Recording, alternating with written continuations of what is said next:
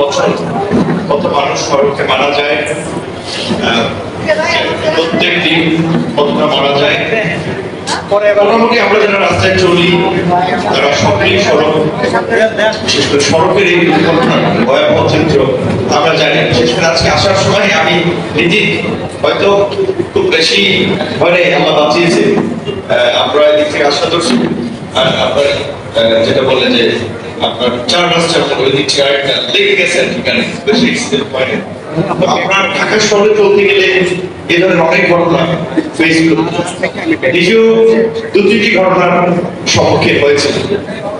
আমার যেটা মনে হয়েছে আসলে এই দুর্ঘটনাগুলোর অন্যতম কারণ, বিশেষ করে ঢাকার মধ্যে সড়ক দুর্ঘটনার অন্যতম একটা কারণ হচ্ছে আপনার ড্রাইভারদের যে একটা গাড়ি আরেকটা গাড়ি আমরা বলি, আমরা মাসুদ ভাই সুন্দর প্রস্তাবনা দিয়েছেন যে একটা লাইসেন্স কি প্রক্রিয়া হতে পারে, একটা অথরিটি তারা তাদেরকে রোডে চলাচলের জন্য সেই বিষয়গুলো মাথায় রাখা দরকার, সেইগুলো তাদেরকে বোঝানোর পাশাপাশি একটা নৈতিক মূল্যবোধের শিক্ষা দেবেন।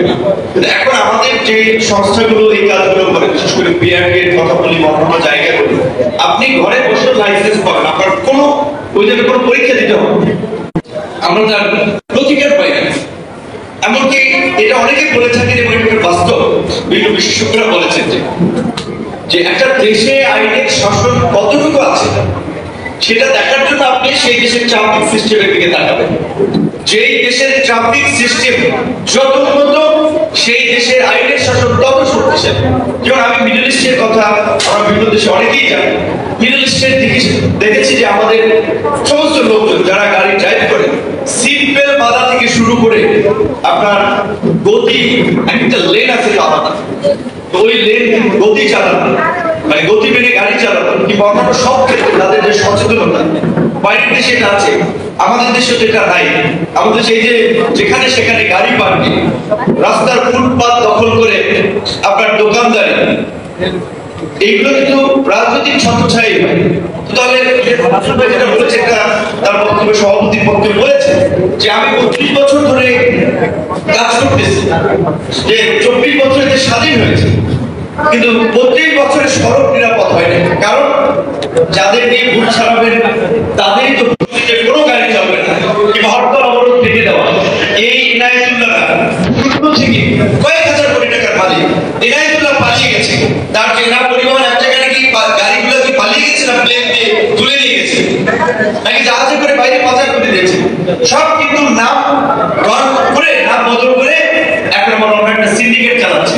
কিংবা সাধারণ খানরা যেই মাসোয়ারা তুলতেন সেটা এখন অন্যরা তুলছে, ব্যক্তির এবং হাত বদল হয়েছে, সিস্টেমের বিন্দু মাত্র বদল হয় নাই। আপনি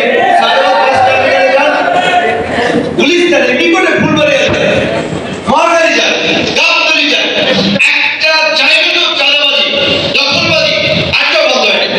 জোর দখল করে কমিটি হয়ে তারা সমিতি চালাচ্ছে, পয়সা ঢুকছে। এমনকি আমাদের শ্রমিক ভাইরা দেখলাম এই ফুলবাড়িয়াতে চাঁদাবাজির বিরুদ্ধে তারা পরিষ্কার তাদের ভিডিওটা দেখাতে পারা স্লোগান ছিল যে ধরেন, আমি বলছি না আমার নামে কোনো স্লোগান দিলে, তারা প্ল্যাকেট নিয়ে গেছিল, সেই বিপিএমের ঘোষণা চাঁদাবাজি চলবে না, গণঅভ্যুত্থানের চেতনা দখলবাজি চলবে, এই স্লোগান দিয়ে ওখান থেকে মিছিল বেরিয়ে আসতেছিল, সেইখানেই তাদের উপরে হামলা হয়েছে। কেন করে এখানে মিছিল নিয়ে আসবে? এবং এই যে ঢাকা সড়ক পরিবহনের এনায়েতুল্লাহর জায়গায় নতুন এনায়েতুল্লাহ যে তৈরি হচ্ছে, সাইফুল সাহেব বলা উচিত না, তারা বিএনপির নাম ভাঙিয়ে চাঁদাবাজি দখলবাজি করছে, বিএনপির ঘাড়ে বদনাম তুলে দিচ্ছে।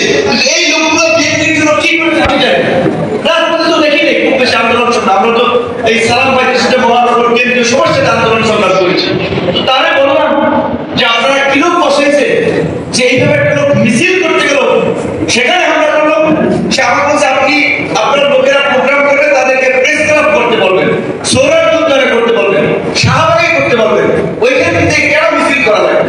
আরে খাস ক্লাব যে মিছিল করবে সেটা তার অনুমতি দিয়ে মিছিল করা যায়। তো এই যে ইলিয়াস কাঞ্চন ভাই আমি একটা বক্তব্য বলেছিলাম, দেখেন আমাদের দেশে ভালো মানুষের খুব অভাব আছে। তিনি পর্দার সিনেমার হিরো ছিলেন, আমি মনে করি বাস্তবেও তিনি হিরোর ভূমিকা অবতীর্ণ হয়েছেন। যে আজকে সিনেমার কিন্তু তার এই লাইফে আসলে হতো এই কাজ করতে গিয়ে আমরা দেখেছি তার ছবিতে জুতার মালা দেয় ওই আপনার বাস স্ট্যান্ডে জানিয়ে, কিংবা তার বিরুদ্ধে জানো মিছিল করে। এটা তো করানো হচ্ছে, এই সাধারণ খানরা করিয়েছিল, কারণ তিনি যখন সাধারণ খানদের অপকর্ম সিন্ডিকেট ধান্দাবাজি নিয়ে কথা বলেছেন যে তারা সিন্ডিকেট করে লাইসেন্স দিচ্ছে, ফিটনেস পেইন গাড়িকে ঢাকা সহ সারাদিন চলাচলের অনুমতির ব্যবস্থা করে দিচ্ছে, এইগুলো নিয়ে কথা বলার পরে তিনি অপমানিত হয়েছেন, লাঞ্ছিত হয়েছেন। যেমনটা আমার ভাই বললেন যে আমি 18 বছর পরে ডাকসুর ভিপি হয়েছি। বাংলাদেশের ইতিহাসে গত 3 দশকের ছাত্র আন্দোলনে 24-এর আগে 2008 সালে কোটা সংস্কার আন্দোলন এবং নিরাপদ সড়ক আন্দোলন আমরা করেছিলাম। শুধুমাত্র এই ছাত্রলীগ কিংবা আওয়ামী লীগের অন্যায়ের প্রতিবাদ করতে গিয়ে কিভাবে লাঞ্ছিত হয়েছে আমার বাসার কথা বলেছেন। এই লাঞ্ছিত হওয়াটা রাজনৈতিকভাবে আরো অনেক সহকর্মী হয়েছে, কিন্তু